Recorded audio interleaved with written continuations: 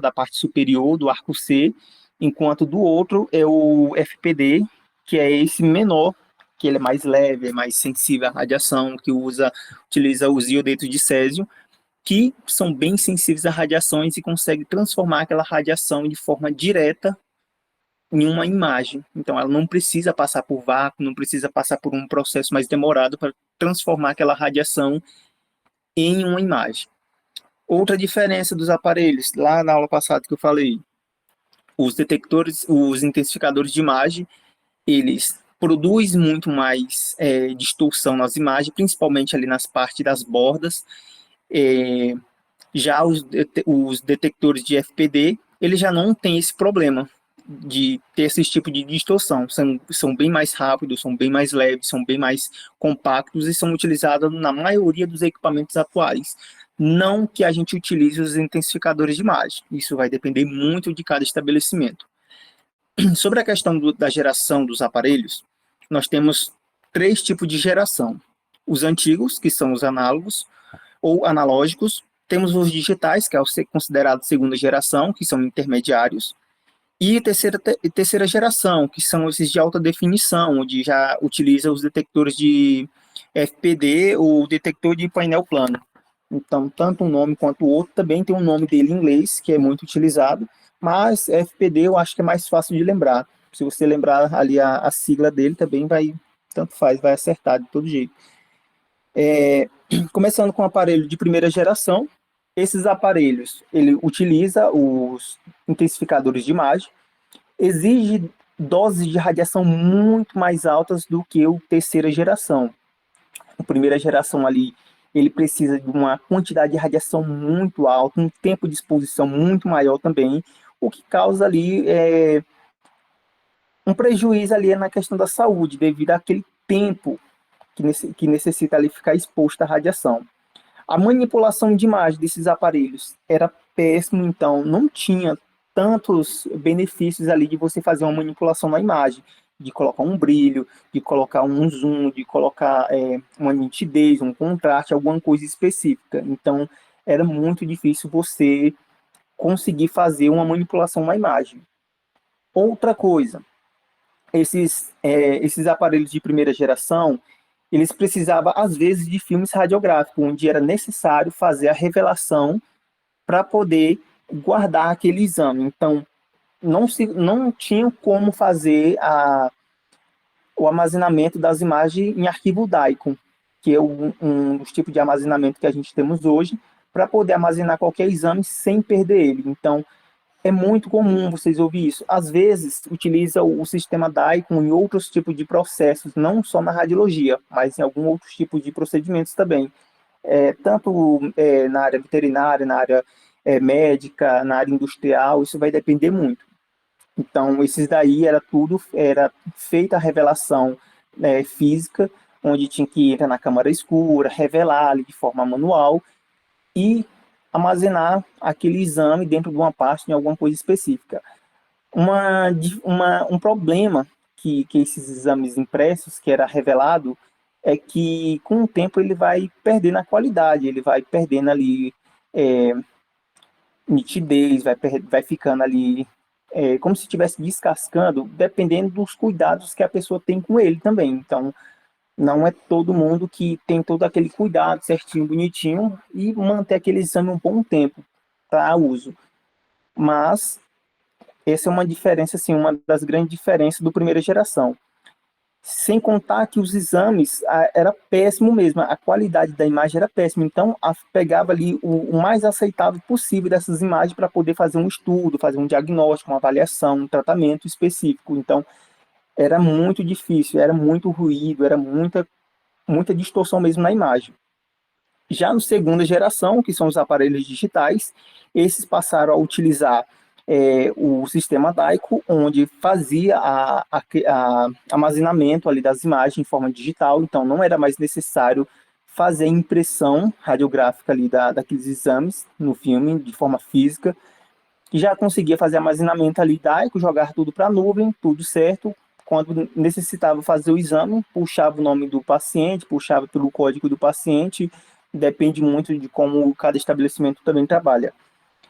E começou a melhorar também a imagem, foi aumentando o número de matriz dessas imagens, que antes dos aparelhos do primeira geração era de 512 a 512, 512 por 512 matriz, e depois passou a utilizar é, 1024 por 1024. Então, o número de matriz ali subiu bastante para poder ter mais detalhes na imagem. Eu não sei se vocês viram em ressonância magnética e tomografia sobre a questão de matriz, voxel, pixel. Eu acredito que vocês tenham visto.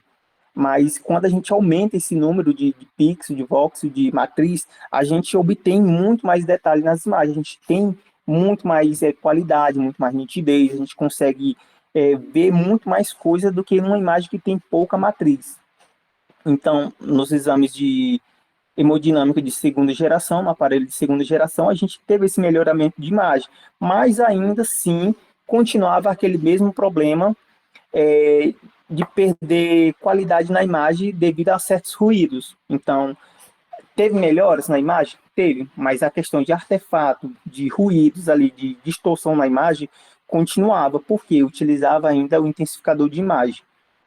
Então, o problema estava ali, o intensificador de imagem, porque ele não é tão preciso, mas naquele tempo era um dos melhores. Então, não tinha como falar que é péssimo, não serve, não. Naquele tempo servia e até hoje alguns conseguem trabalhar com ele. Claro que for comparar com terceira geração, hoje a gente temos uma qualidade muito superior. E no terceira geração, a gente tem os detectores de painel plano, ou FPD, onde o número de matriz deixou de ser de 1024 por 1024 e subiu para 2048 por 2048. Então, a questão da distorção das imagens deixou de ter. E aí, o FPD ele chegou no mercado ali para poder substituir de vez os intensificadores de imagem, mas como nem todos os estabelecimentos têm condições financeiras de comprar um equipamento moderno igual terceira geração, continuaram utilizando segunda geração ainda. Não é um problema. O ruim é que o paciente vai receber mais doses de radiação, o paciente vai é, ficar mais tempo ali exposto, a qualidade da imagem não é a mesma coisa. Então, tem essa diferença aí na terceira geração, comparado com primeira e segunda também. O sistema DICOM continuou, permaneceu, o que mudou foi só o detector de painel plano, e deixou de ter distorção, teve melhoramento na imagem, tanto nos exames cardiológicos, vasculares, neurológicos, ele se tornou muito mais rápido e muito mais seguro, e passou a ser bem mais preciso comparados ao primeira e segunda geração. Eu vou pedir que vocês anotem, então, para mim, aparelhos de primeira geração.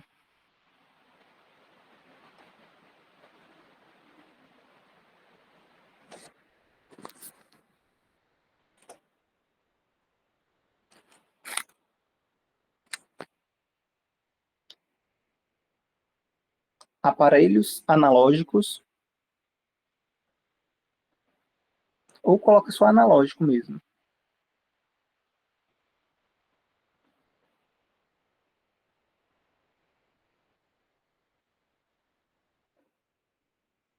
Exige doses maiores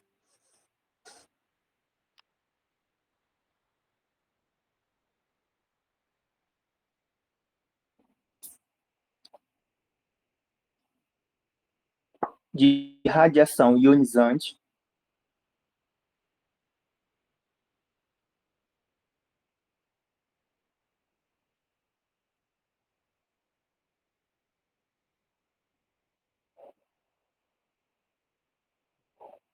a manipulação das imagens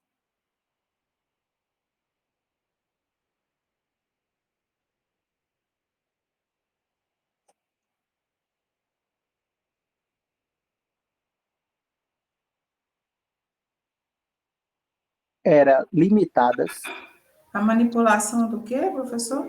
das imagens. Doutora, eu entendi aqui. Exige doses maiores de radiação ionizante. Não entendi, ficou baixo para mim.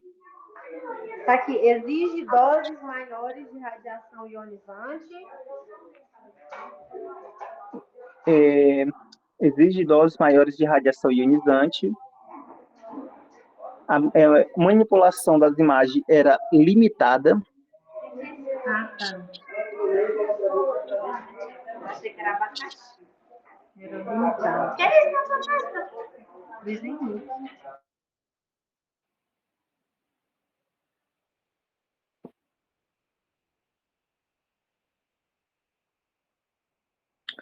Sem recursos digitais.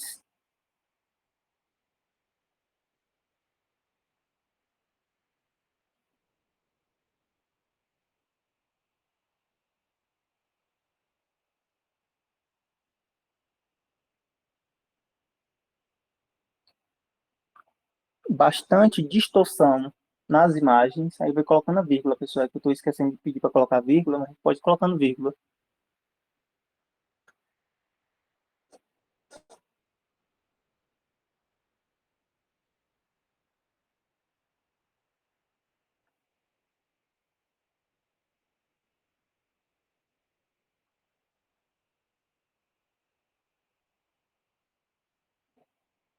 Utilizava intensificadores de imagens.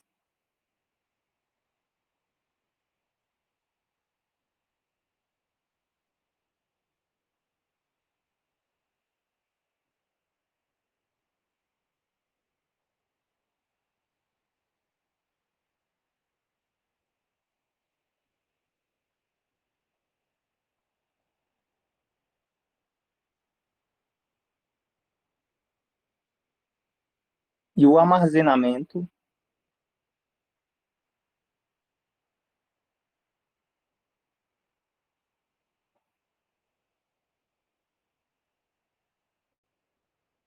radiográfico era feito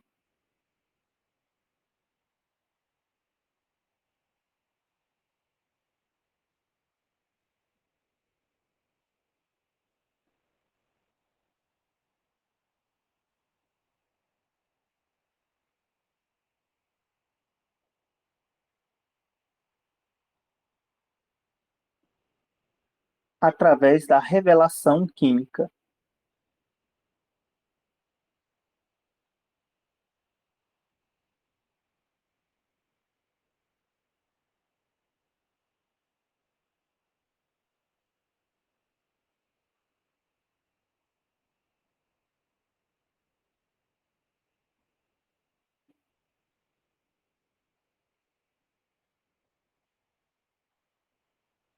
Conseguiram anotar? Professor, eu não consegui não, pera aí. E começaram a me ligar, bagaçou tudo. Qual a parte? Tá, eu coloquei aqui, e o armazenamento radiográfico era feito. Era feito através da revelação química. Tá, obrigada. Por nada.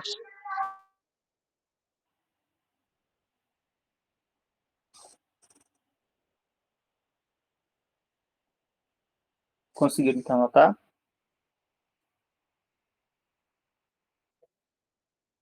Para quem não sabe, essa revelação química é aquela mesma revelação física, aquela onde você fica na câmara escura, precisa revelar tudo de forma manual.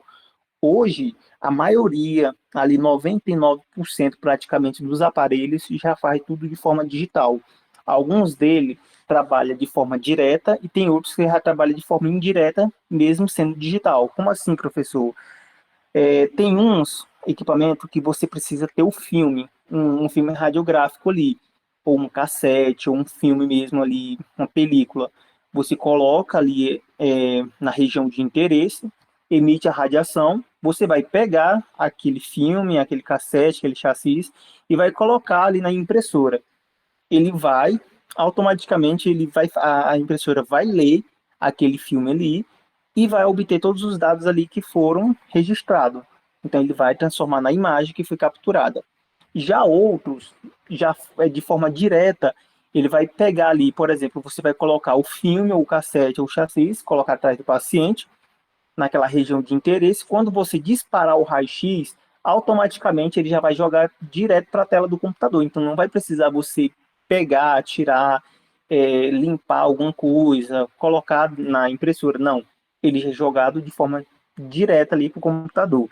Às vezes ele é feito de forma ali via conexão de internet, outros já são via cabo ou via Bluetooth. Então isso vai depender muito, mas eles são muito mais rápidos. Você consegue fazer muito mais exames com dosagens de radiação bem menores também. Isso tanto na hemodinâmica como nos raios-x convencional tem essa modalidade de utilizar de forma ali direta, igual, por exemplo, o FPD, que ele já é de forma direta, ele pega ali aquela informação, ele não precisa é, passar de uma coisa para outra, não, ele já joga direto ali. Já o intensificador de imagem, ele é meio que indireta, você não precisa tirar ali nada do intensificador de imagem, só que ele precisa passar por vários procedimentos ali, sozinho, automaticamente, por ele mesmo, que ele vai transformar naquelas imagens em tempo real. Agora anotem para mim, em segunda geração,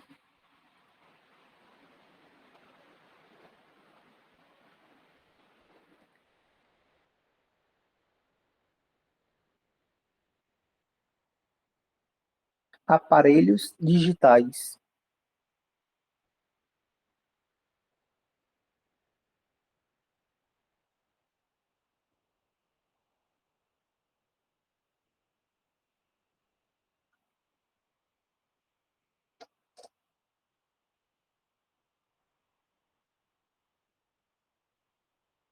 Continua utilizando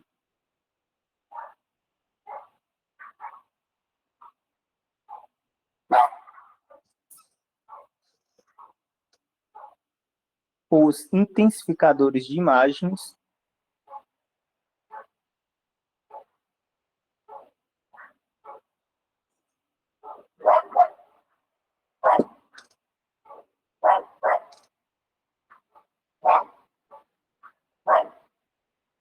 houve melhora na qualidade da imagem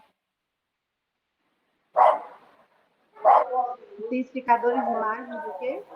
e houve melhora na qualidade das imagens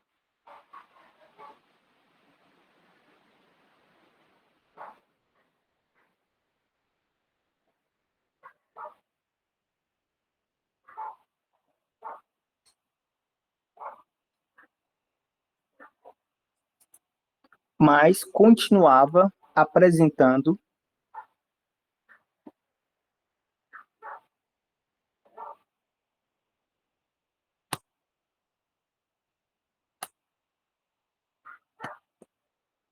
ruídos e distorções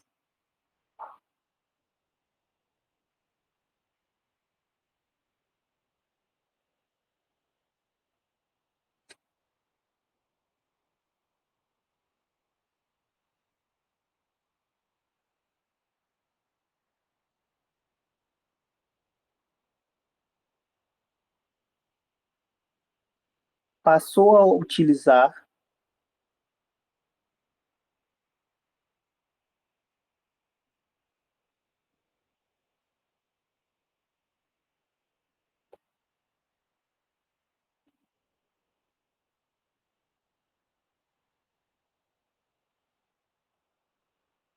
o armazenamento digital.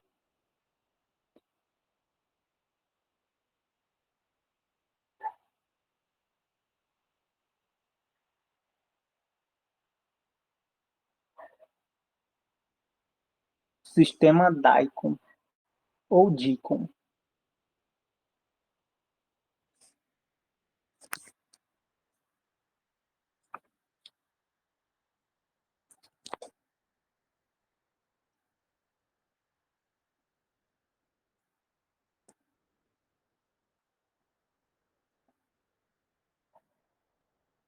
Conseguiram anotar?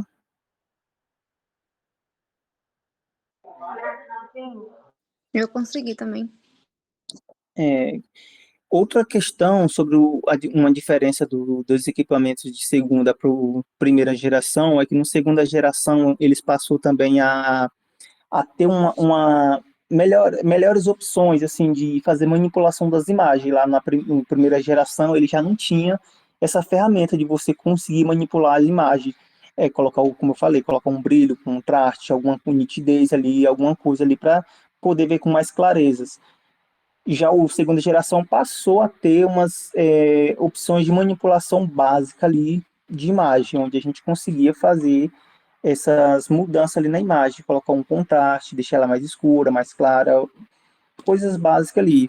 E também alguns deles passaram a ter é, componentes eletrônicos ali que era capaz de capturar sinais fisiológicos, é, pressão arterial, saturação, e conseguir transformar tudo em sinais digitais ali, dentro ainda do programa do aparelho.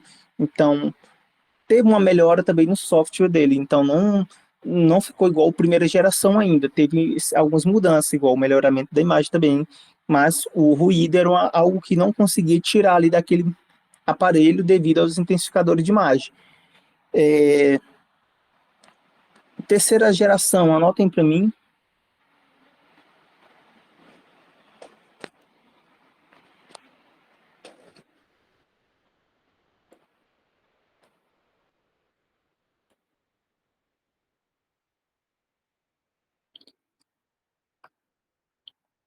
aparelhos de alta definição.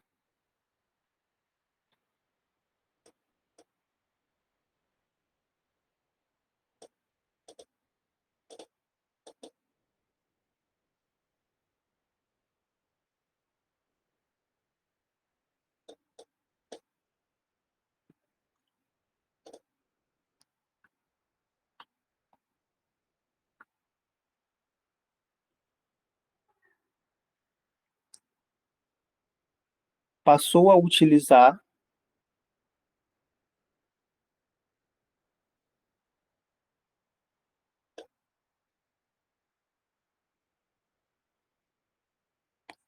o FPD,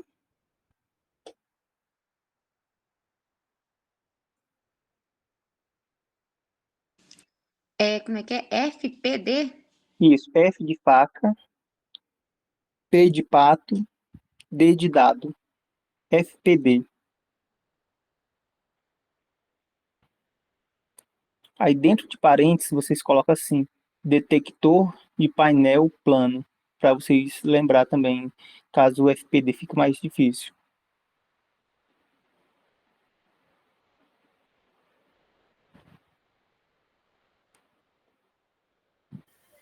Detector de quê, professor?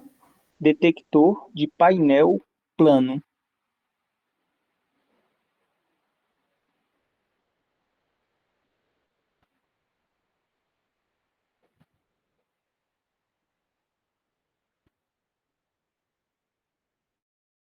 Houve redução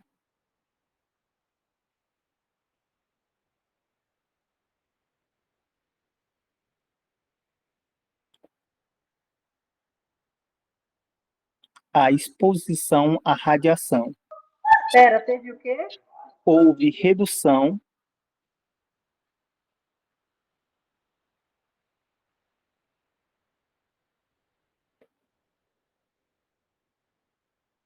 à exposição à radiação.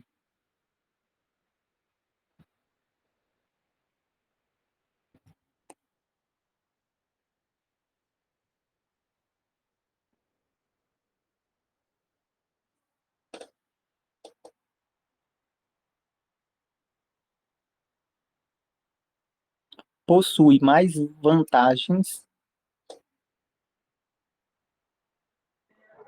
Possui o quê? possui mais vantagens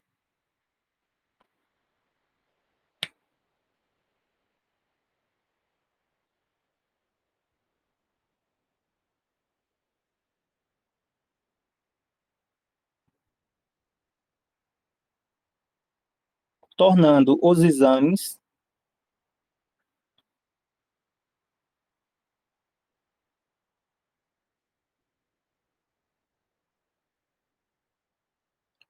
mais rápido, mais seguro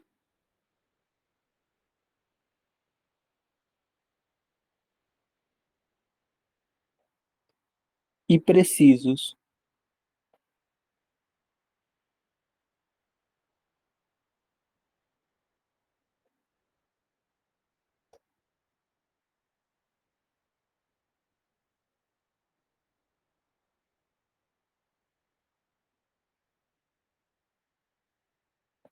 Também houve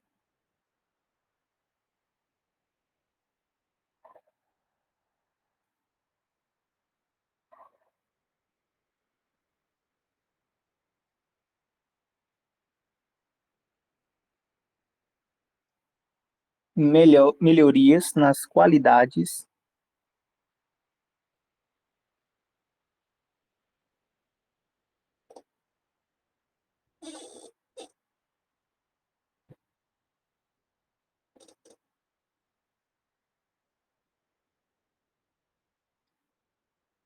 das imagens.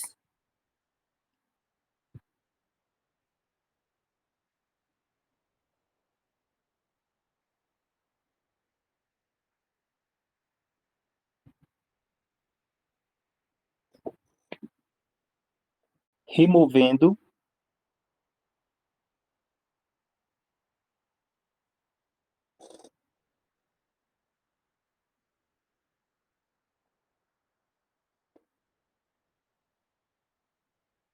qualquer tipo de distorção,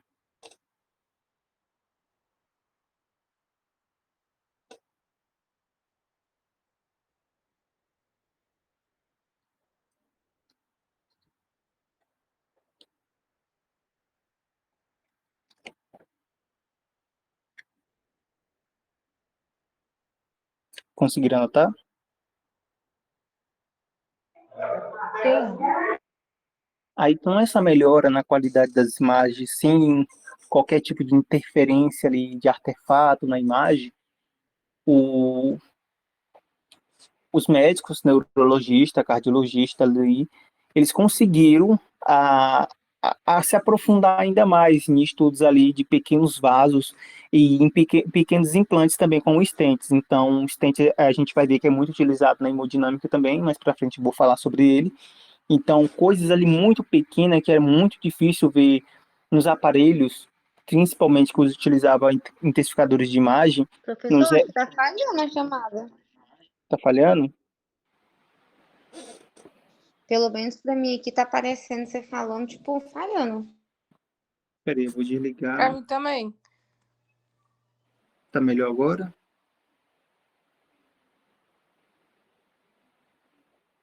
Tá conseguindo me ouvir agora? Verifica se não é a internet de vocês, pode ser a internet também.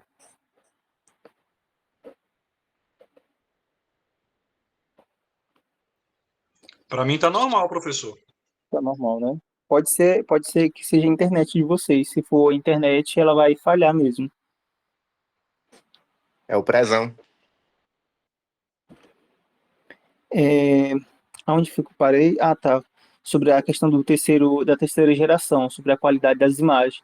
Então a gente consegue ver, fazer estudo, tratamento de utilização de implantes em pequenos vasos ali, principalmente em capilares. Então, quando é necessário fazer o estudo com através da hemodinâmica, a gente precisa utilizar um equipamento que tenha os detectores de painel plano. Se for utilizar os que têm intensificadores de imagem, a gente já não vai conseguir ter um bom resultado para fazer um tratamento. Então, é necessário a presença de um equipamento que tenha os painéis de detector plano. Alguém ficou com alguma dúvida sobre em relação à geração dos aparelhos? Alguma coisa que queira que eu explique de outra forma? Alguma coisa? Tá tranquilo, não? Não, tá tranquilo. Aqui é dentro de uma sala de hemodinâmica. Aqui está o radiologista lá na janelinha lá. Ele sempre vai estar dentro daquela sala ali protegido o tempo todo. O médico o cardiologista ele vai estar aqui presente dentro da sala junto com o enfermeiro ou com a técnica de enfermagem, sempre exposto à radiação. Lembrando aqui, a proteção radiológica sempre é essencial nesses tipos de exame. É muita radiação. É a mesma coisa ali da radioterapia. Qualquer tipo de radiação, a gente tem que ter todo o cuidado possível. Ah, mas ele não quer utilizar, então a gente não vai fazer o procedimento porque o profissional não quer utilizar. Porque, vamos supor, o CRTR passa ali naquele exato momento. O radiologista ali, o técnico ou o tecnólogo eles que vão entrar na reta. Então, a gente sempre tem que ter todo o cuidado possível ali. Ele é médico, ele tem um curso, uma pós-graduação. Gente, isso não importa. Todo mundo tem que utilizar a proteção radiológica da mesma forma que a gente precisa ouvir ele ali, obedecer certas regras dele dentro da sala, eles também precisam obedecer certas partes da regra de dentro da sala, como, por exemplo, a nossa parte. Não é só porque ele é médico, ele é mais graduado do que a gente, mais anos de estudo, não. Ele precisa utilizar os equipamentos de proteção radiológica. E isso é responsabilidade nossa. Mas ele não quer usar, e mesmo assim continua sendo minha responsabilidade? Continua. Então, é necessário. As telas aqui de fluoroscopia, onde a gente consegue fazer a visualização dos catéter, dos estentes, dos balão, das artérias, seja ali artérias periféricas, coronárias, neurológicas, cardiológicas. Então, a gente consegue ver tudo aqui nesse tipo dessas telas aqui. Existem telas melhores hoje em dia? Existe, mas nem todo mundo quer investir em equipamentos melhores, em telas ali que produzem imagens muito melhores que essas daí. Aqui talvez seja uma imagem mais antiga, mas existem equipamentos melhores do que esses. Via de administração, esses aqui são bem importantes também, porque nas vias de administração a gente vai fazer a aplicação do meio de contraste, como eu citei sobre a questão do meio de contraste lá na aula, nas aulas anteriores, que os meios de contraste ele vai servir ali para dar um realce melhor naquelas artérias, principalmente as que a gente quer ver o que está acontecendo ali. As vias de administração intravenosa, acesso venoso, isso aqui eu não vou cobrar sobre intravenoso, via intraarterial, específica de medicação, não. Essas aqui é só para vocês ficarem cientes dos tipos de administração. Tem as principais que eu vou citar, essas sim eu vou cobrar para você, cobrar de vocês, mas isso daqui eu vou pedir que vocês dão uma lida depois também, não deixe passar despercebido também.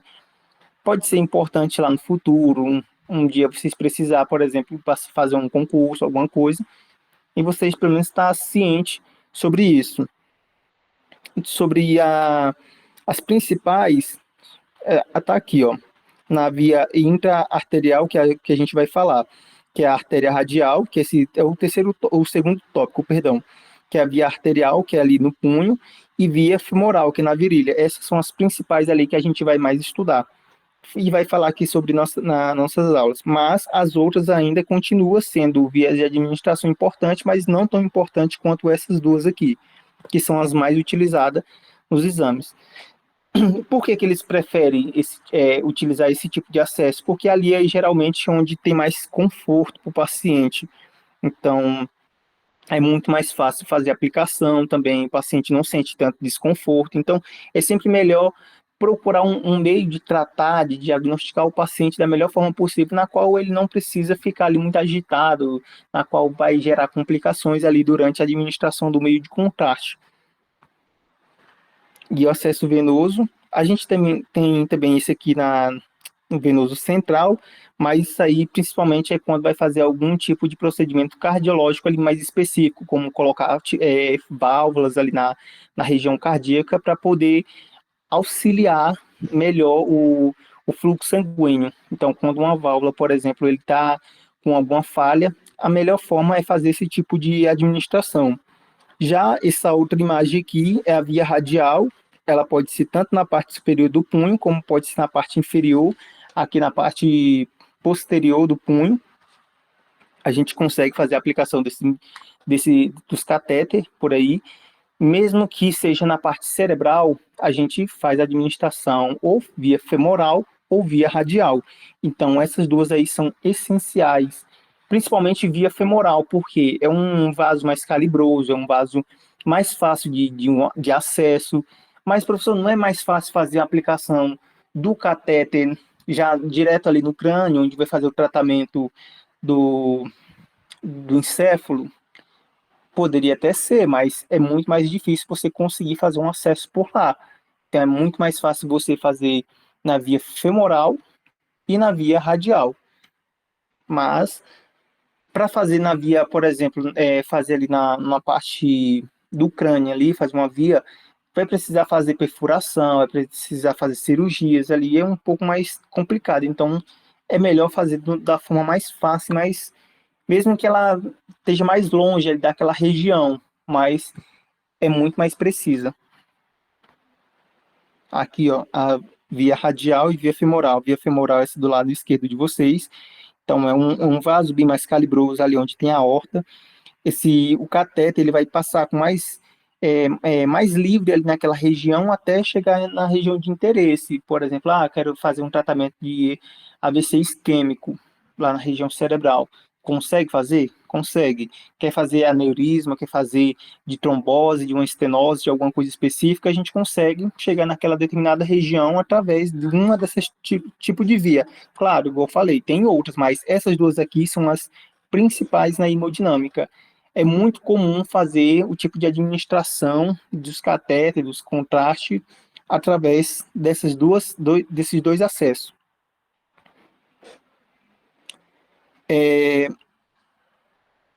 Voltar bem aqui, peraí. Não, tá certo. Indicações, quando realizar, isso aqui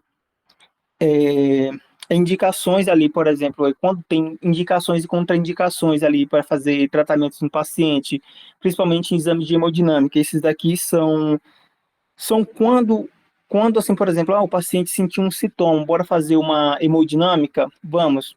Então, tem algumas coisas que podem fazer, ele sente um certo tipo de sintoma, pode fazer. Já outros tipos de sintoma, por exemplo, quando a gente se trata de um AVC hemorrágico, é uma contraindicação, não tem necessidade mais de fazer uma hemodinâmica porque não vai servir de nada.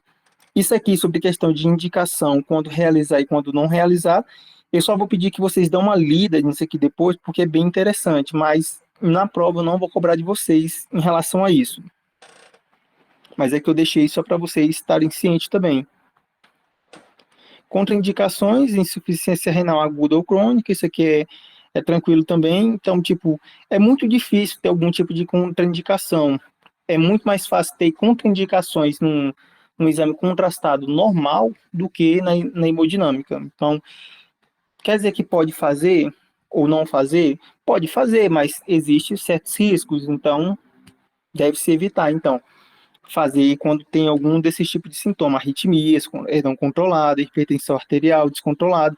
Às vezes o médico, mesmo com o paciente ali estando com a hipertensão arterial descontrolada, ele consegue fazer ali, controlar aquela hipertensão através do próprio exame de hemodinâmica, não é todos, eles conseguem tratar ali, conseguem controlar e tratar ao mesmo tempo, mas é um processo ali um pouco mais delicado, é um processo que exige mais atenção. Então, se dá para evitar e fazer um outro tipo de tratamento mais seguro, beleza, aí vai ficar a critério do médico. Mas isso aqui é mais, essas contraindicações e indicações, é mais questão do médico, mas é bem interessante vocês saberem também em relação a isso. Eu coloquei aqui AVC, indicações vascular cerebral. Esse aqui do AVC, que é aqui no penúltimo quadradinho, é quando é o isquêmico, quando é o hemorrágico, dificilmente vai fazer o procedimento de hemodinâmica, porque não tem tanta utilidade, principalmente a AVC hemorrágico. O isquêmico ainda já consegue fazer o tratamento ali, tranquilo. Já o hemorrágico consegue também, mas vai depender muito do grau. Se ele estiver bem mais avançado, aí a gente já até evita. Mais para frente também eu vou explicar até melhor, para vocês entenderem melhor como é que funciona. Reações adversas, as mais comuns, reações de contraste de iodado, igual eu falei lá no começo das nossas aulas. Contraste de iodado, principalmente pessoas ali que têm super alérgico a iodo, então precisa fazer aquela ficha de anamnese, se o paciente é alérgico a, não que necessariamente se ele for alérgico a frutos do mar, que ele pode ser alérgico a contraste de iodado. Às vezes, a reação alérgica dele, ele fala que tem reação alérgica, mas não tem. Às vezes, ele fala que não tem, pode ter reação alérgica. Então, isso aí a gente sempre tem que tomar cuidado, é sempre bom ficar atento. Ah, professor, mas isso não é o médico que tem que fazer? É, mas a gente sempre também tem que estar atento também em relação a isso.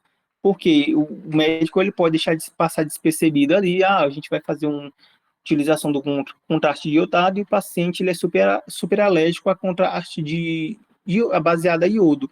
Por exemplo, ele já tentou fazer várias vezes exames com contraste iodado e não deu certo devido a essa reação alérgica que ele tem. Então, ó, médico, doutor, a gente vai fazer um procedimento que vai utilizar contraste iodado, o paciente ele relatou, já que teve várias vezes que tentou fazer exames com contraste iodado e não deu certo.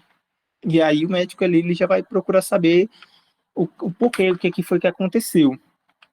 Então, são reações ali mais comuns. Existem diversas reações, ela pode ser leves, moderada, também até graves. Então, essas graves já tem que ficar um pouco mais atenta.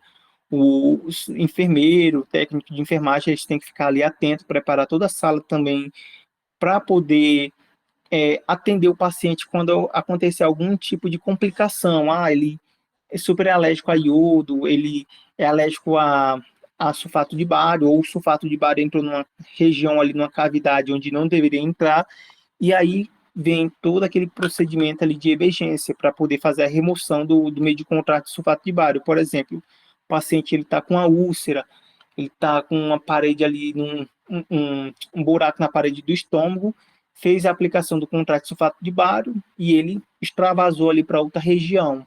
Lembrando que o sulfato de bário ele não se dilui no plasma sanguíneo, então, se ele passar ali para alguma outra região que não seja na cavidade gastrointestinal, deve fazer um procedimento cirúrgico ali, onde vai ter que fazer uma limpeza no paciente para poder remover o máximo possível de contraste de sulfato de bário, que o certo é remover por completo.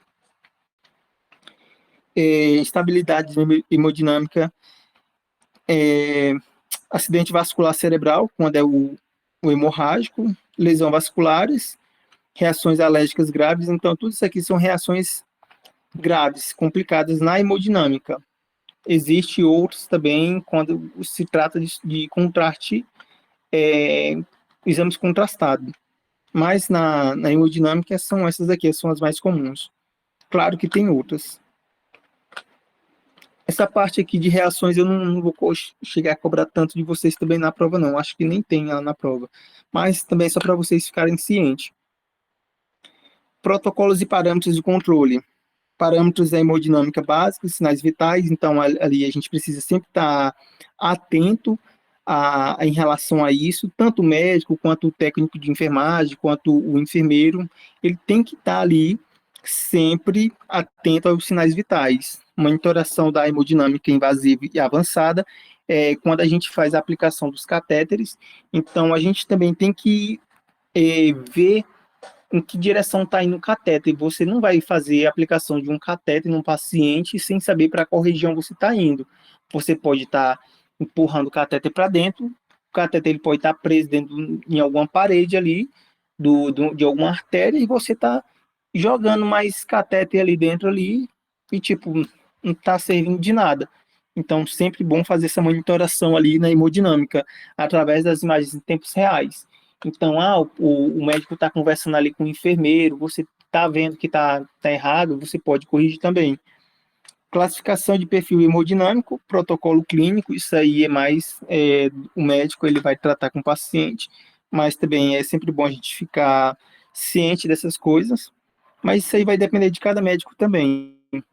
Protocolos de intervenção é quando, por exemplo, acontece alguma coisa de grave ali dentro de alguma complicação e precisa fazer todo aquele procedimento ali de emergência no paciente. Então, toda sala de exame onde dá para fazer tratamento, diagnóstico ali, precisa ter um equipamento ali de emergência, caso ocorra alguma emergência mesmo, real. Monitoração e funcionalidade da ecografia, ecocardiografia, perdão. Então, principalmente ali quando é um médico cardiologista fazendo algum procedimento ali na região cardíaca. Vai colocar uma válvula, vai colocar um stent, vai colocar alguma coisa específica ali. É uma região mais sensível, é onde vai ter ocorrer o bombeamento do sangue para fazer o fluxo sanguíneo ali toda a região do corpo. Então, precisa estar atento a qualquer tipo de anormalidade que estiver acontecendo. Aconteceu, o médico deixou passar despercebido, você pode chegar também e falar, aconteceu isso, tem que dar uma olhada, ficar atento. E aí é sempre você também tá orientando também um médico. Não quer dizer que só porque você está do lado de fora, na sala ali protegido, que você não pode orientar também. Você pode sim orientar. Se você saber do procedimento, está vendo que está acontecendo alguma coisa de errado, você pode sim questionar e orientar o médico, seja cardiologista, neurologista, seja lá quem for que esteja fazendo a manipulação daquele catéter. Essas partes aqui eu não vou cobrar tanto de vocês, pessoal. Isso aqui mais é só para. É porque faz parte da matéria, então é só para você estar ciente de todos os protocolos, de todos os procedimentos da hemodinâmica. Isso aqui vai ficar melhor para fixar na cabeça de vocês quando vocês estiverem trabalhando na área, que aí vocês vão ver que na prática é muito melhor do que só na teoria. Anatomia do coração, isso aqui é essencial. Eu vou pedir que vocês estudem essa imagem, se vocês quiserem já tirar o print dessa imagem aqui e estudando ela, é fundamental. Já coloquei ela em prova também, e aí eu vou pedir para vocês fazer... Alguém quer falar alguma coisa? Eu ia pedir para alguém tirar um print e mandar no grupo para mim. Eu vou tirar um print aqui e vou mandar para o Carlos. Tá bom. Que eu acho que na minha tela já aparece ela toda, ela não aparece... eu acho que um de vocês deve estar aparecendo os alunos, né? Ou não, mais ou menos, né? Então, a anatomia do coração, eu vou pedir que vocês estudem, vai cair na prova sobre questão de nomeação, colocar tudo específico ali. Coração, o que ele é? É um músculo estriado cardíaco, ele é um músculo ali responsável por bombear o sangue e oxigenado por todo o corpo através de vasos. Esses vasos, eles podem ser ali considerados tanto artérias como veia, mas ele leva o sangue oxigenado através das artérias e o sangue pobre em oxigênio vem nas veias. Graças ao coração, a gente consegue fazer toda essa oxigenação ali do corpo, levar nutrientes para determinadas regiões do corpo. Então, é essencial um músculo desse estar em perfeitas condições. A gente temos duas válvulas específicas no coração, chamada de miocárdio e bicúspide. Antes era chamada de válvulas tricúspide. Não, perdão, antes era a válvula bicúspide, a tricúspide ainda existe. A mitral, ela foi substituída pelo nome bicúspide. Não, perdão. A bicúspide era o nome anterior, a mitral, que é o nome atual dela. Então, se, por exemplo, vocês pegar livros ali mais antigos, falando, válvula tricúspide e bicúspide, tá errado? Não, não tá errado. É porque hoje a gente utiliza mais tricúspide e mitral. Mas, tanto um termo antigo, ele pode estar, alguns assim, concurso, por exemplo, vai depender da banca, pode considerar errada. Se tiver, por exemplo, a opção tricúspide, bicúspide e tricúspide mitral, marque a que tem a mitral. O coração ele vai ter ali 3 camadas, que é o endocárdio, o miocárdio e o pericárdio, que são membranas aqui do coração, essas paredes aqui. A endocárdia é essa parte mais interna, a pericárdia é essa parte mais externa do coração. Essa parte aqui eu não consigo, eu sempre esqueço que eu não tenho a canetinha para pôr. Mas aqui, ó, por exemplo, nessa parte inferior do coração, vocês veem que tem uma parede mais espessa. O endocárdio é essa parte mais interna do coração. Já a parte miocárdio é essa parte mais do meio do coração aqui, essa parte mais centralizada aqui, entre a parte interna e externa. E o pericárdio, essa parte mais externa do coração. Aqui não tem ele, mas lá na prova também vai estar essa imagem aqui desse mesmo modelo aqui, mas essa parte eu não vou cobrar vocês sobre nomear aqui no coração. Não, não vai estar lá. Principais estruturas do coração. A gente temos átrio direito, então aqui vai começar uma das partes mais importantes do coração. Átrio direito, que será responsável ali por receber todo o sangue venoso do corpo e vai bombear para o ventrículo direito, que é essa parte de baixo. Dentro aqui, entre uma e entre outra, é tipo como se fosse uma teia de aranha. Só que assim, ela é bem mais fechadinha. Essa aqui é uma válvula. Deixa eu ver se eu consigo colocar uma ferramenta aqui para. Não consigo. Acho que consigo sim. Bem aqui, ó. Vocês estão conseguindo ver? Nessa parte aqui, ó, tem uma válvula. Essa válvula aqui, ela é responsável por fazer com que não ocorra um refluxo sanguíneo. Então, por exemplo, o sangue está descendo aqui, essa válvula ela fica abrindo e fechando para impedir com que o sangue volte. Então, o sangue ele tem que passar sem fazer um refluxo, ele não pode voltar. Ele precisa passar para cá, passa aqui para a artéria pulmonar, depois ele vem das veias pulmonares, passa pelo átrio esquerdo, passa por outra válvula e depois vem para o ventrículo esquerdo. Essas válvulas aqui, tanto uma quanto outra, ela tem a mesma função, é de evitar um refluxo sanguíneo. A que fica do lado direito é a tricúspide. Então, aqui fica a válvula tricúspide e aqui fica a mitral. Antes, essa mitral era chamada, como eu falei, de bicúspide, só que hoje é chamada de mitral. Essa parte aqui mais esbranquiçada aqui, ó, de fora aqui, ó, é o que representa ela aqui na imagem. Mas é porque não dá para ver exatamente. Ela aqui, tipo, fechadinha, para vocês verem como é que ela fica. Mas eu acho que tem algumas imagens aqui no slide que dá para ver melhor. Então, voltando aqui, o átrio esquerdo vai receber o sangue venoso do corpo. Então, vai vir aqui da veia cava superior. Átrio direito vai ser bombeado aqui para o ventrículo esquerdo, onde ele vai receber esse sangue aqui, evitar um refluxo sanguíneo, passar para a artéria pulmonar. Mas por que ele vai para o pulmão? Ele vai ficar rico em oxigênio novamente.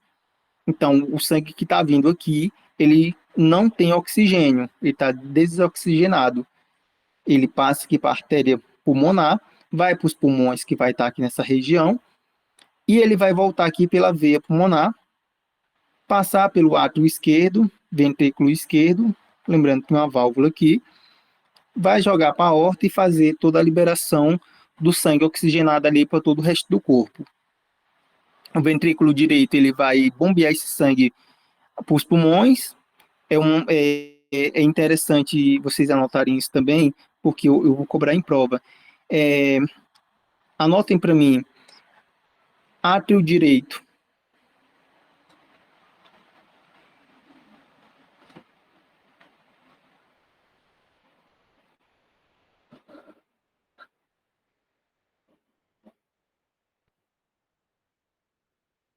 É responsável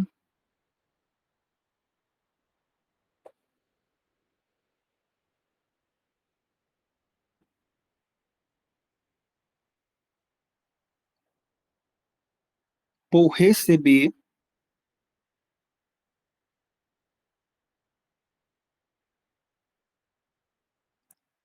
sangue venoso.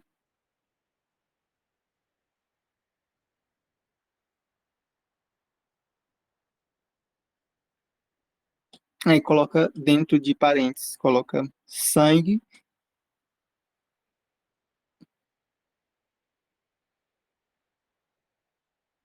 desoxigenado.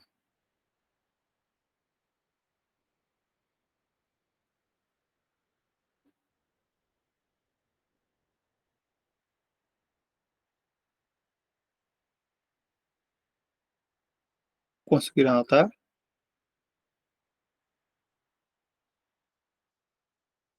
Aí o próximo vocês colocam aqui o ventrículo direito.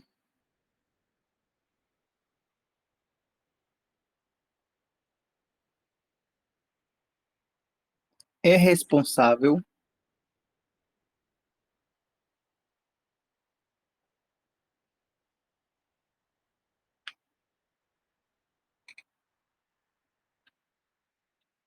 ventrículo direito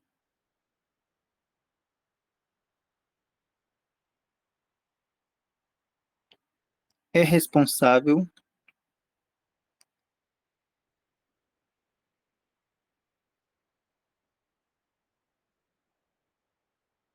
por bombear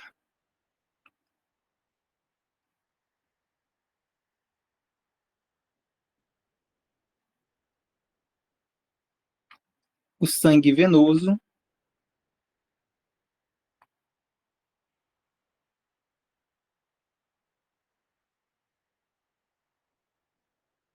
para os pulmões.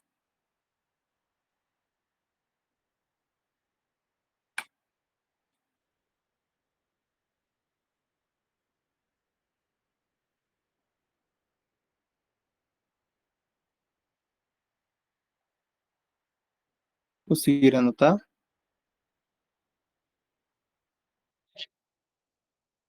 Então, todo o sangue que vem das veias para o coração é um sangue pobre em oxigênio, um sangue que não tem nutrientes ali, que não tem serventia para o corpo. E aí ele precisa passar aqui nessas cavidades para poder chegar nos pulmões. Ah, professor, mas você não falou que o sangue desoxigenado ele só passa nas veias? Nesse caso aqui, o único momento que o sangue desoxigenado passa ali passa por uma artéria é quando ele vai direto para os pulmões. Então, essa é uma artéria aqui que a gente vai ver mais na frente também, os tipos de artérias e tipo de veias. E aí ele vai lá para o pulmão, vai receber aquele oxigênio ali dos pulmões e vai voltar aqui, por exemplo, pelas veias. Isso aqui são pequenos são vasos curtos. Então, não tem essa necessidade de ter uma grande circulação. Aqui é uma pequena circulação. E aí vai vir pela veia pulmonar. Era para ser o contrário? Era, mas nesse caso aqui é só porque ele vai fazer receber aquele oxigênio. Ele vai receber aquele oxigênio ali e aí ele volta a fazer todo aquele ciclo novamente no corpo. Então, quando ele passa pelos pulmões, ele volta ali pelas veias pulmonares, passa aqui pelo ventrículo ou pelo átrio esquerdo. Do átrio esquerdo, ele vai bombear esse sangue aqui para o ventrículo esquerdo, vai jogar para a aorta e da aorta ele vai fazer toda aquela oxigenação para o sangue. Ele vai jogar nutrientes, vai levar não só nutrientes, mas oxigênio, vitaminas, minerais, tudo isso para o corpo. Por exemplo, os rins, ele faz uma ajuda ali também, é onde ele pega todos os nutrientes ali de alimentos, que é rico em líquidos, vai remover o máximo de nutrientes ali, jogar ali para o sangue, vai filtrar aqueles resíduos ali e jogar os que são beneficentes para o corpo, para o sangue, e o que não tem necessidade, ele vai descartar, ele vai jogar para a bexiga. Então, o rins, ele faz parte também desse sistema, mas assim, ele não está incluso nessa parte. Ele só ajuda, ele é tipo um órgão auxiliar do sistema circulatório. Coloquem para mim átrio esquerdo, átrio esquerdo, perdão.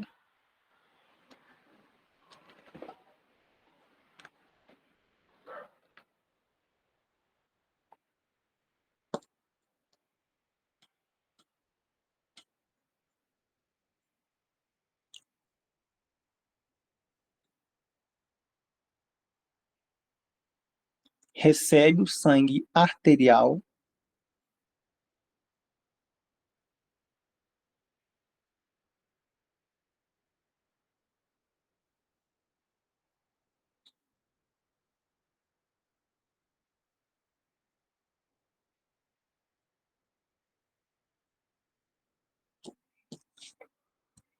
aí entre em parênteses, vocês colocam rico em oxigênio, Doutor, eu perdi tudo. Peraí, repete de novo, por favor. átrio esquerdo,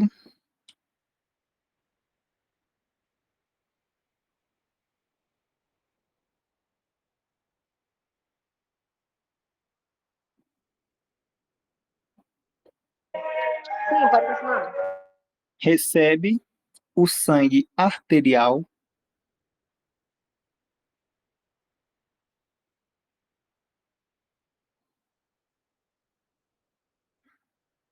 aí entre parênteses coloca rico em oxigênio,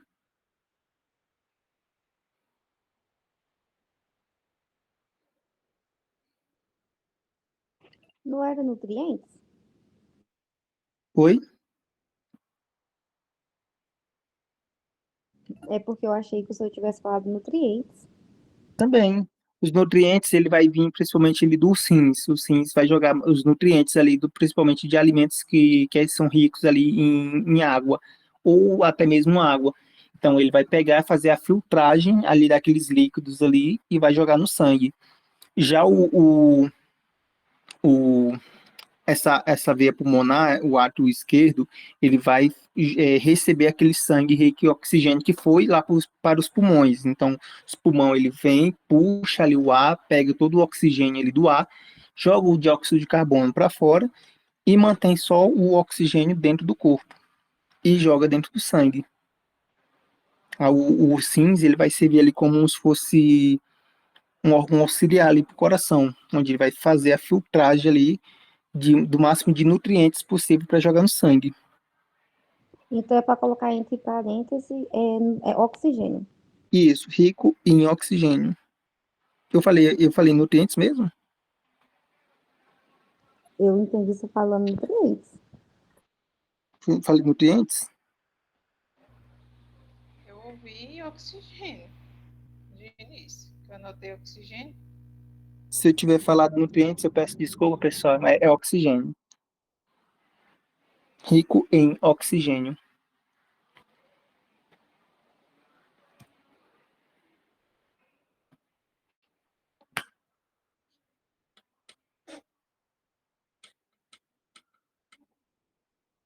Conseguiram anotar até essa parte?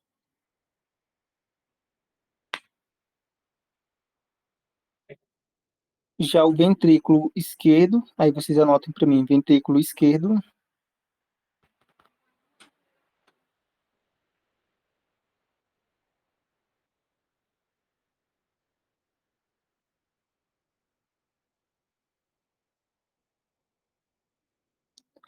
vai bombear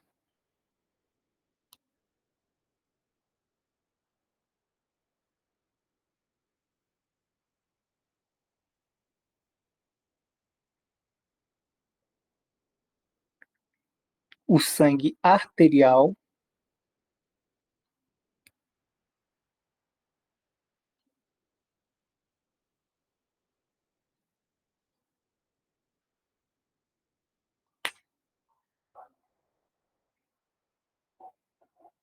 para todo o corpo,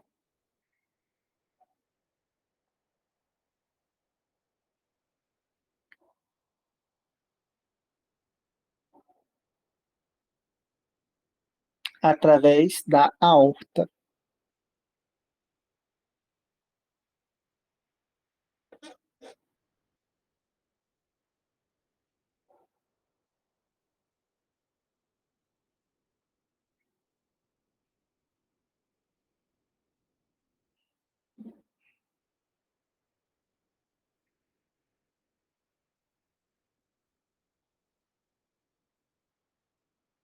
Aí, conseguiram anotar?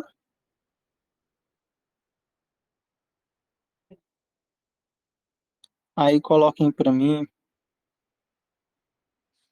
válvula tricúspide,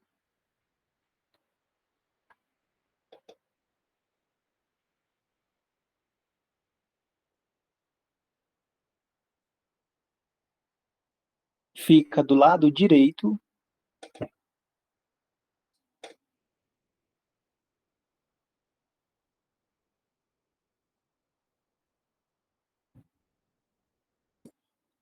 e a válvula mitral fica do lado esquerdo.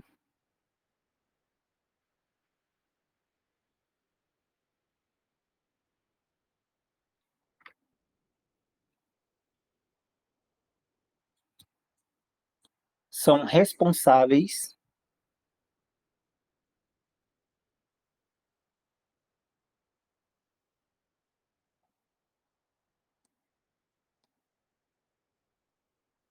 por garantir que o sangue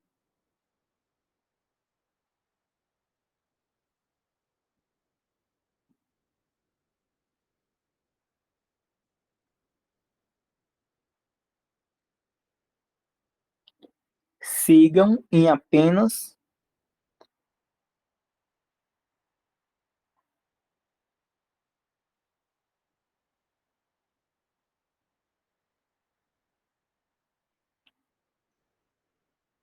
em um sentido.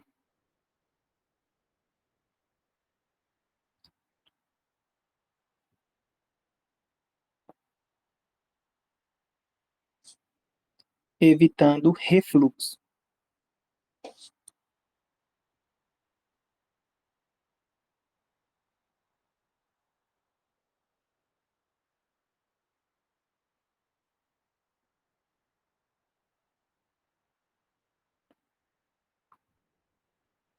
Conseguiram anotar?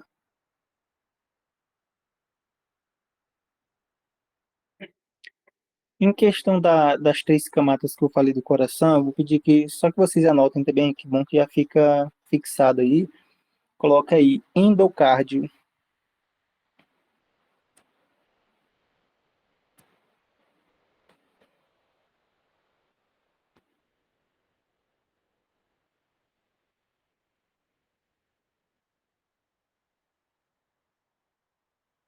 É o revestimento interno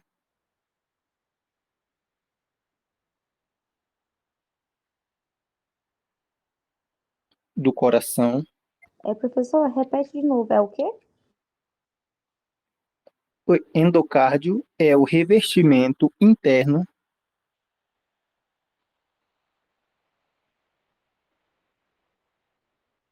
do coração. Esse revestimento aqui mais na parte aqui, ó.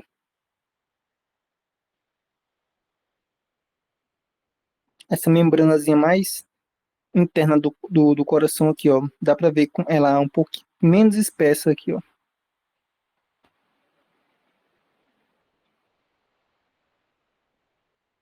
Esse é o endocárdio.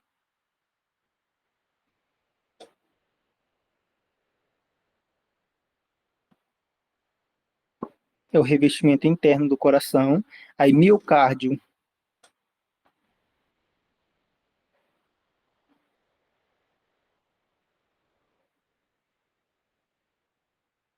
é o músculo mais espesso, que é esse músculo aqui mais preenchido aqui, ó, na região central aqui, ó, entre uma membrana interna e uma membrana externa.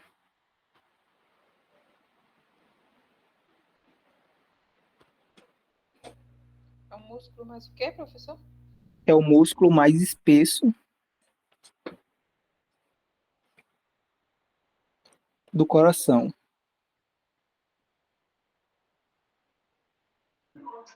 Ainda no endocárdio, professor? Não, esse é o miocárdio.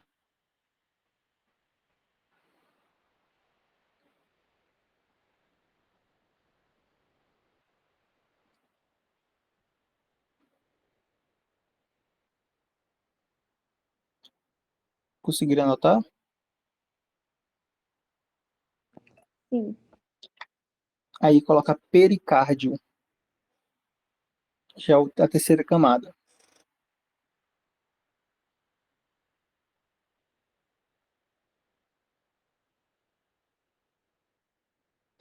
É um tecido fibroso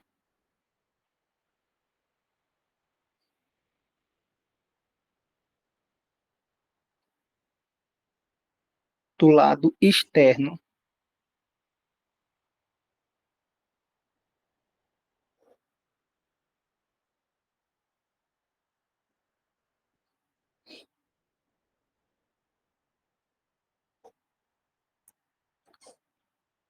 Conseguiram anotar?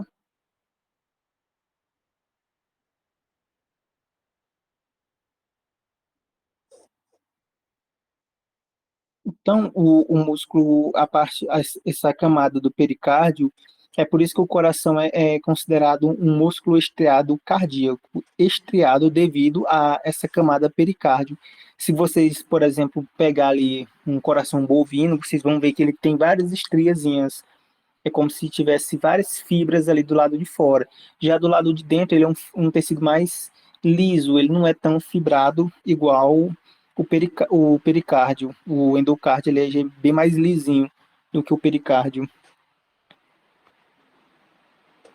Só passar aqui. Já em questão da veia cava superior e veia cava inferior, é onde a gente vai receber aquele sangue pobre em oxigênio para jogar no coração, enquanto a aorta ela vai fazer a distribuição daquele sangue rico em oxigênio. Essa aqui, a aorta é uma artéria, e a veia cava superior e veia cava inferior são veias. Uma diferença também sobre veias e artéria é que as veias, geralmente, ela vai ser representada na coloração mais de tom de vermelho, não que lá por exemplo, você pegar ali um coração de verdade, você vai enxergar a veia cava ali azulada, assim, nesse tom azul, nesse azul do jeito que está aqui. Você pode encontrar ele num aspecto mais voltado para o roxo? Pode. Isso vai depender muito também da anatomia de cada um. Alguns conseguem ver ali um vermelho mais com um pouco do roxo.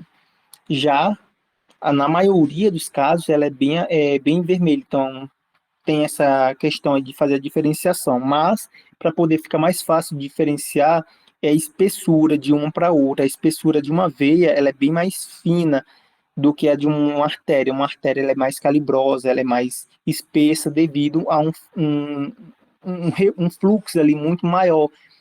Ela precisa de mais pressão, então ela tem que ser bem mais resistente devido a isso. Ela carrega bastante nutrientes, então ela precisa chegar ali em certas regiões ali com uma precisão melhor. Vasos e artérias, deixa eu dar uma olhada aqui. Eu vou parar aqui até em sistema circulatório e deixar o restante para a próxima aula, para não ficar muito longo. A gente tem muitas aulas ainda, vai dar tempo de terminar. Ô, professor, dia Oi. 21 agora vai ser feriado, dá numa terça-feira, e a gente não vai ter aula, né? Dia 21, eu acho que... Deixa eu dar uma olhada aqui. Eu acho que não vai ter aula não, acho É que esse o dia. feriado do Tiradentes, né? Isso. Aí a nossa próxima aula é dia 16, aí dia 23, depois 28 e aí dia 30. Dia 30 é onde eu vou fazer ali, finalizar todo o conteúdo, fazer toda aquela revisão ali com vocês, de assim, um resumo geral ali das nossas aulas. E dia 28 vai ser o dia do trabalho de vocês. Aí, se vocês quiserem que eu passe mais alguma coisa ali, por exemplo, uma revisão ali básica, ou tiver faltando alguma coisa ali para complementar a aula, a gente faz também. No AI não tem prova, não? Não tem prova, a prova é dia 5/5, ela é presencial. Como é que é o trabalho mesmo? O trabalho ali vai ser um slide. Esse slide ele vai ser tipo ali. Vocês vão colocar ali Não quero um slide extenso com muita coisa para ler. Se vocês colocar, por exemplo, um slide com 2, 3 imagens, uns tópicos ali que você vai ler e vai saber o que você vai falar, precisa falar, para mim já está valendo. Aí vai valer 3 pontos esse trabalho. Mesmo que seja em dupla, a nota vai ser individual. Eu não quero, por exemplo, assim, que vocês peguem o tema do trabalho e criem uma bíblia. Não, eu quero que vocês ali expliquem o que é aquilo. Por exemplo, eu vou passar para vocês alguma patologia que dá para fazer tanto o diagnóstico como o tratamento na hemodinâmica, e vocês vão pegar... Dividido ou não os temas do trabalho? Oi? Já foi dividido os temas do trabalho, não? Não, ainda não. Eu vou pedir que vocês depois formem duplas aí para poder fazer a distribuição dos temas. Ah, tá, beleza. Aí por exemplo, eu vou passar uma patologia ali, estenose, vamos supor. Aí quem vai ficar ali, por exemplo, com estenose, vai ter que explicar o que é estenose, falar o que é estenose e como é que é feito o processo na hemodinâmica, tanto na avaliação como no tratamento. Tipo, eu não quero que vocês, como eu falei, não quero que vocês tragam ali uma bíblia, eu quero que vocês sejam o mais claro possível. Professor, mas só dá para falar, por exemplo, 10, 5 minutos. Se nesses 10 e 5 minutos vocês explicar de uma forma bem clara e objetiva, para mim tá tranquilo. Vocês tiram 3, ele tira 3 pontos, garante 3 pontos e tá feito. Se for ler, por exemplo, aí já a nota já não vale mais 3. Então, Ô, professor, mas aí no caso, como é que a gente vai expor os slides aqui na aula? Porque vai ser online, né? sim. Aí vocês podem me mandar, pode mandar o slide para o Carlos pode me mandar, e aí eu coloco aqui ele para vocês. Ou Ah, se caso. entendi. Mas aí no caso, o senhor quer que a gente já faça esse trabalho dia 28, certo? Isso, dia 28. Então a gente vai ter que ver logo qual que vai ser o tema de cada um, né? Porque pra gente poder estudar e montar esses slides. Sim, não, eu passo para vocês, eu passo ainda hoje. Aí vocês só formam o, os grupos aí, as duplas, aí vai dar 7 duplas de. 7 duplas, eu acho que como tem Só a pode fazer Daiane, de 2 pessoas ou pode fazer de 3? pois é, porque aqui tem 14 alunos, só que aí a Daiane, ela não tava na lista, aí vai ficar 15 pessoas, vai ficar faltando uma pessoa, no caso da Daiane, por exemplo.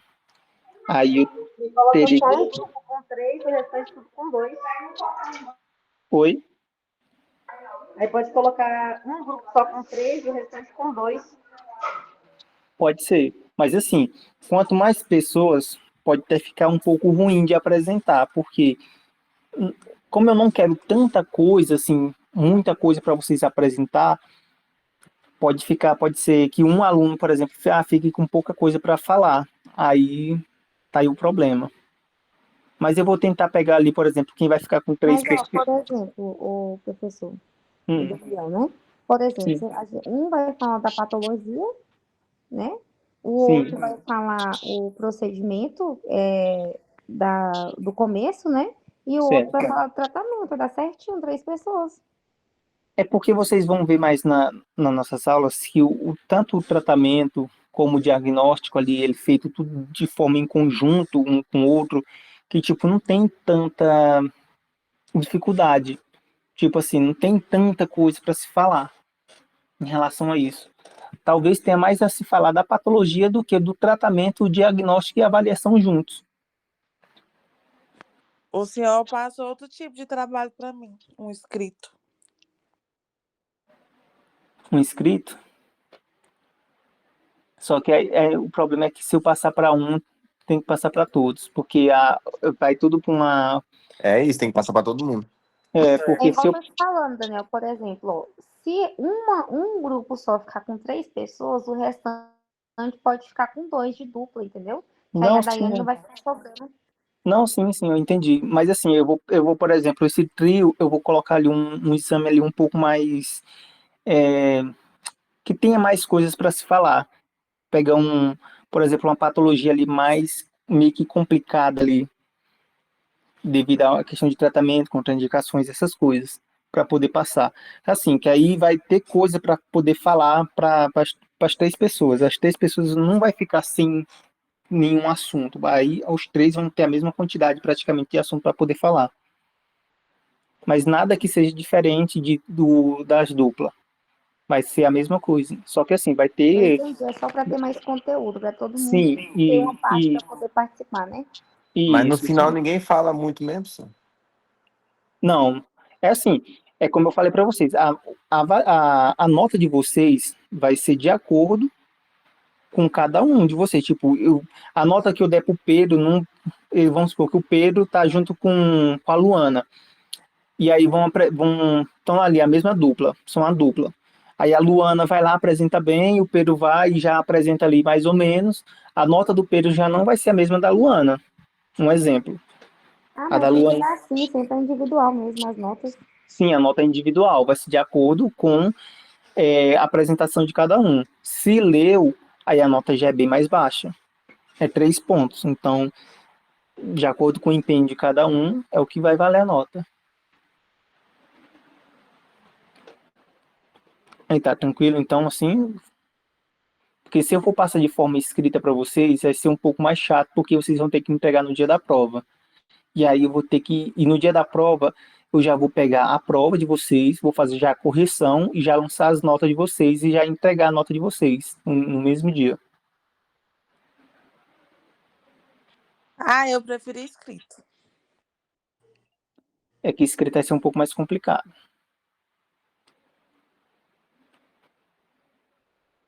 E a de apresentar vai ser bem melhor, porque aí você já apresenta, aí na próxima aula você já teria toda a revisão, tudo certinho, e não precisaria ficar esperando mais tempo para me fazer a correção dos trabalhos, para poder lançar as notas. Mas todos os outros trabalhos que a gente apresentou, professor, foi assim, de slide também. Então, acho que esse não vai fazer diferença. Não, vai ser, como eu falo, é bem tranquilo. É tipo, vocês pegar ali, vocês vão ter um tempo para estudar, procurar saber o que a patologia, essas coisas, vão. Aí vocês vão pegar ali a patologia, vão estudar, vão falar sobre ela. Vocês não precisam falar exatamente do jeito que está ali na fonte, que vocês pegou, eu peguei de um artigo científico, eu quero falar exatamente assim, mas eu não dou conta, não. Quero que vocês peguem aquele artigo, por exemplo, peguem um artigo, um livro, alguma coisa, estudou sobre aquilo ali e fale com as palavras de vocês. Vocês chegam ali, desenrolam aquele conteúdo ali de uma forma assim clara e objetiva. Não precisa enrolar, prolongar o conteúdo, a apresentação. Não, é chegar, explicar ali de uma forma ali que deixa bem claro na cabeça de todos. Se caso tiver muito enrolado, eu vou fazer perguntas. Aí por isso que eu prefiro que vocês cheguem ali, seja bem claros e objetivos. Não, por exemplo, a estenose acontece com o estreitamento das paredes dos vasos, isso assim, tipo, chegou, explicou o que é, aí vem o próximo aluno, fala que o tratamento é feito através de um cateter especial, assim, assim, assado. Entenderam? Professor, nada contra, mas eu acho que eu prefiro a escrita também. Professor, meu grupo pode ser de 3, eu, Carol e o Sara. Beleza. Uai, Carlos, achei que você ia botar eu aí, ué. O que é isso? Aí só me manda depois vocês formam as duplas aí, o que ficar em 3 pessoas, o trio, aí me manda tudo na lista certinho que eu passo para vocês. Porque já tem todos os temas separados. Se eu for passar, por exemplo, por escrita, eu vou ter que fazer um novo procedimento, um novo método aqui para poder ver como é que vai ficar. Aí, ô Daniel, os slides podem ser 3? 3 slides? Pode. Porque Não, pode, três, né? pode ser faz 1, 2, 3. Pode ser 3, pode ser um para cada um, tanto faz. Tipo, é igual eu falei, não precisa ser um slide extenso, uma bíblia escrita ali no slide para ficar só O lendo. slide a gente coloca só a imagem mesmo e o tópico, pra gente Pode poder ser, falar pode sobre ser. ele. Os tópicos, eu falo para vocês colocar os tópicos, porque às vezes ele pode dar uma fugida da cabeça, você lê aquele tópico, você já sabe o que você tem que falar. É só isso, assim, tipo, bem simples e básico. Não precisa fazer um slide as mil maravilhas, não. Um slide ali legal, que você olha para o slide, você lembra do que você estudou, você tem ideias ali, você olha aquela imagem ali, tô vendo aquela patologia, eu sei o que é aquela patologia e você explica ela. É tipo isso. Entendeu? Aí vocês, se vocês quiserem também, eu dou um tempo para vocês pensar, que aí nós tem a próxima aula ainda também. Mas assim, a apresentação vai ser bem melhor. Aí, é porque aí, no caso, a gente já faz logo por aqui, né? Já tá fazendo tudo online.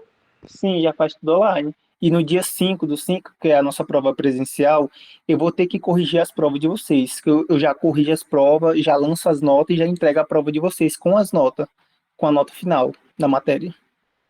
Ah, tá. Então, no dia que a gente fizer a prova, a gente já sai sabendo nossa nota, né? Isso, porque se eu for, por exemplo, pegar para corrigir o trabalho por escrito no dia 5/5, vai ficar bem puxado e vai demorar mais. Aí talvez eu não consiga lançar nota esse dia. Aí eu vou ter que lançar em outro dia. Porque terminando a turma aqui, as matérias com vocês, já tem uma outra turma já para dar aula. Então, beleza, então. Aí a gente vai, o Carlos vai te mandar aí. Aí você fala qual que vai ser a nossa patologia. Perfeito, eu mando já hoje ainda para vocês. Beleza, então. Aí, voltando aqui para nossa aula sobre o sistema circulatório, eu vou parar aqui no sistema circulatório, só falar sobre ele, e na próxima a gente fala sobre os tipos de circulação. O sistema circulatório é composto ali pelo coração, vasos sanguíneos, artérias, veias, capilares e sangue, onde cada um vai ter sua função ali específica para poder fazer todo aquele fluxo sanguíneo. a troca de nutrientes, troca de gases, que no caso são os oxigênio, transportar tudo que tem que ser transportado e trazer para os pulmões tudo que precisa renovar. No caso ali do coração, ele vai ser responsável por bombear todo o sangue ali para o corpo. Vasos sanguíneos, que no caso são as artérias, veias e capilares, eles são responsáveis ali, cada um vai ter sua função, onde as artérias, ela vai fazer todo o transporte do sangue rico em oxigênio, enquanto as veias, elas vão ser responsáveis ali por trazer todo aquele sangue pobre em oxigênio, o sangue desoxigenado, para o coração, para poder colocar o oxigênio ali através dos pulmões e levar novamente para todo o restante do corpo. E os capilares são um encontro ali onde temos as veias e artérias, onde elas se encontram, porque em algum determinado ponto ali do corpo ela precisa se encontrar. Mas o que acontece ali é que existe de uma troca de gás, como é que fala também a palavra, esqueci, fugiu da cabeça, reabsorção de nutrientes. Então, todo nutriente presente naquele sangue ali, quando chegar ali nos capilares, ele vai fazer essa troca. Tudo que não tem necessidade ali, resíduos que não serve mais para o corpo, para o sangue ali, ele vai voltar naquele sangue venoso. E o sangue ele vai descer pela veia, ou vai subir pela veia, isso vai depender de qual região do corpo a gente está falando, vai ali para o coração, passar pelo átrio direito, ventrículo direito, passar pela artéria pulmonar, passar pelo pulmão, fazer aquela troca ali e voltar novamente.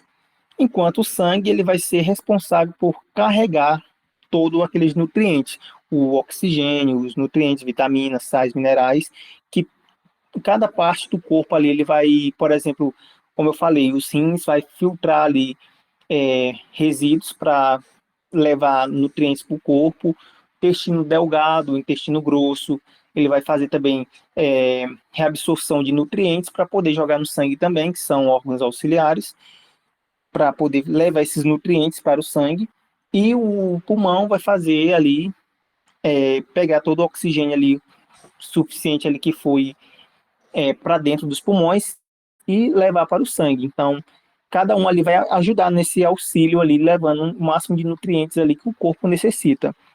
Aí, eu só vou pedir que vocês anotem para mim, sistema circulatório, a gente, se eu vou falar, chegar nessa parte aqui, a gente para e aí continua na próxima aula, no dia 16. Aí coloca sistema circulatório.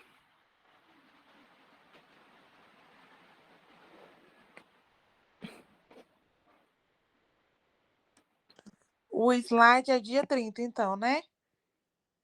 Não, dia 28. Dia 30 vou fazer a revisão. A não ser que vocês queiram que eu faça a revisão dia 28 e apresente dia 30.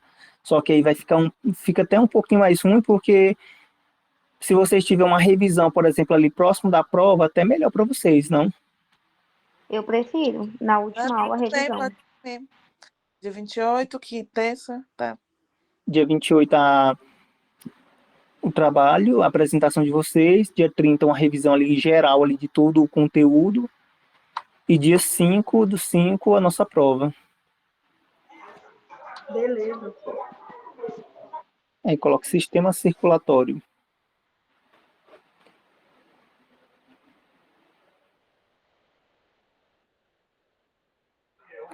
Aí o sistema circulatório já é a próxima aula, quarta aula. Na próxima aula a gente vai falar sobre o tipo de circulação.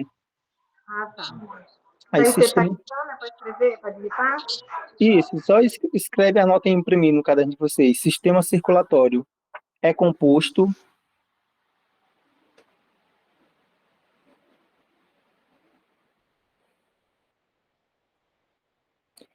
pelo coração. Aí coloca esses tópicos aqui, ó. Coração, vasos sanguíneos. Aí em vasos sanguíneos vocês colocam parênteses e colocam artérias, veias e capilares.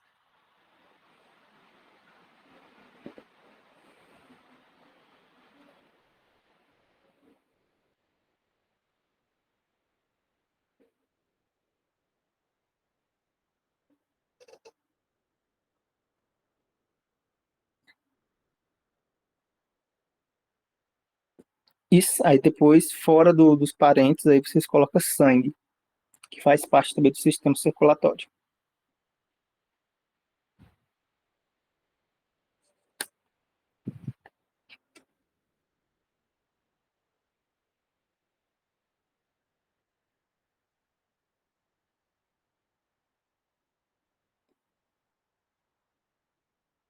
Aí vocês colocam, já assim como se fosse tópicos agora.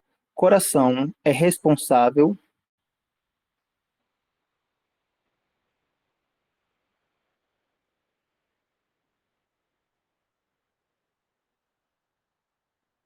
por bombear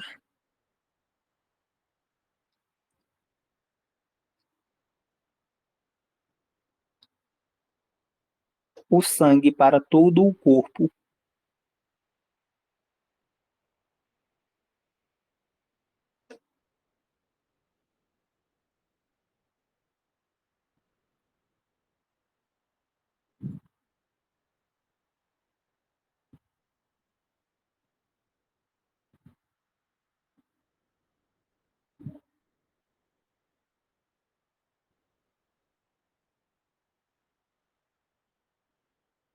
aí em artérias.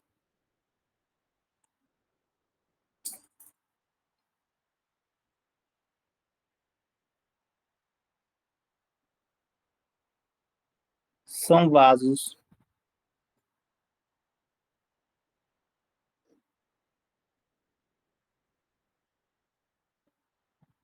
mais espessos.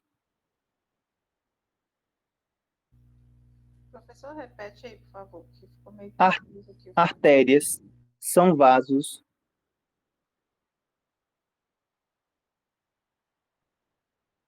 mais espessos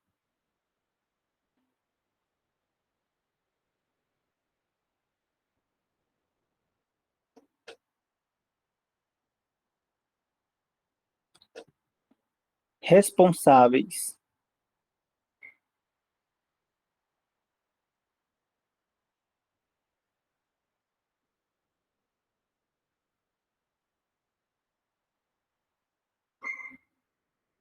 por levar o sangue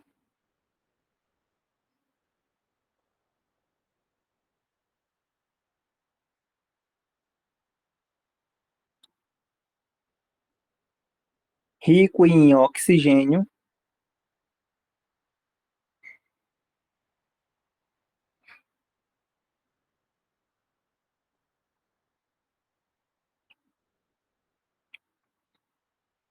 para o corpo,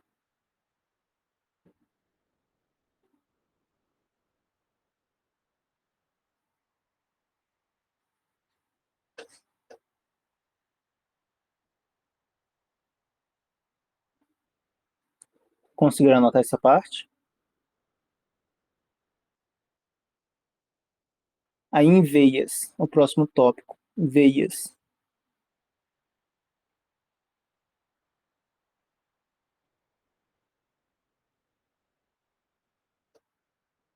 É responsável por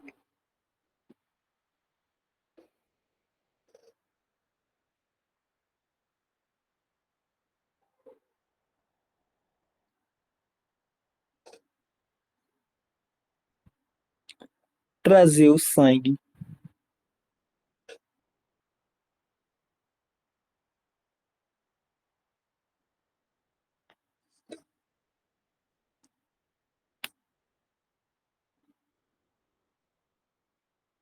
desoxigenado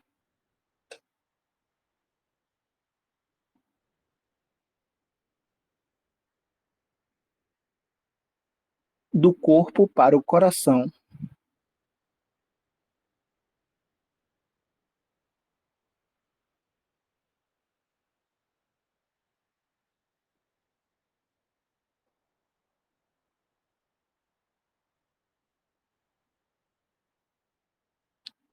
É o próximo tópico, capilares.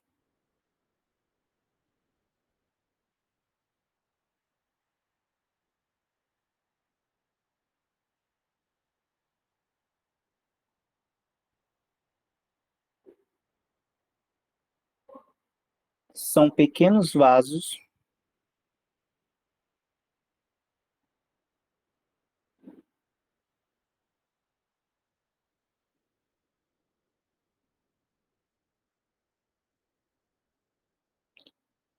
que realizam a troca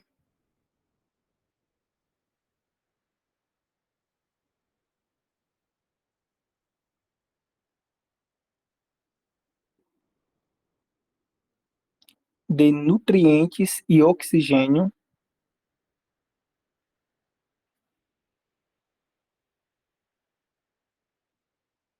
com os demais tecidos,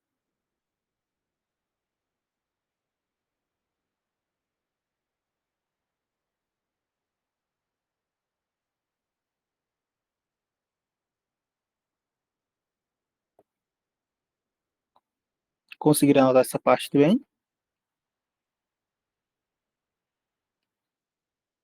Aí, para finalizar, coloca aí sangue.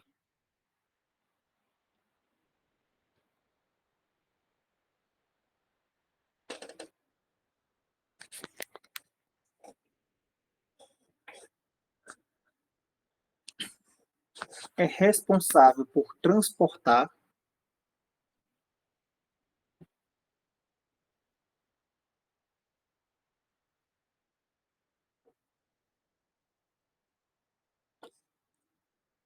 os nutrientes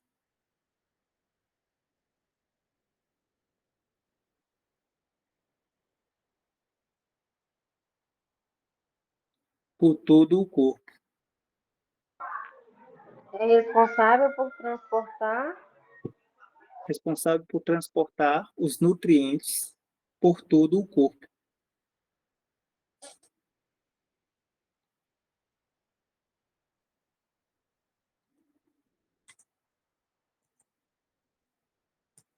Conseguiram anotar?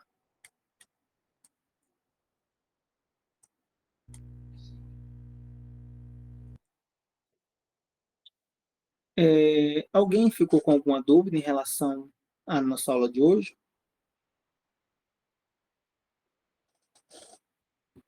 Tá tranquilo, pessoal?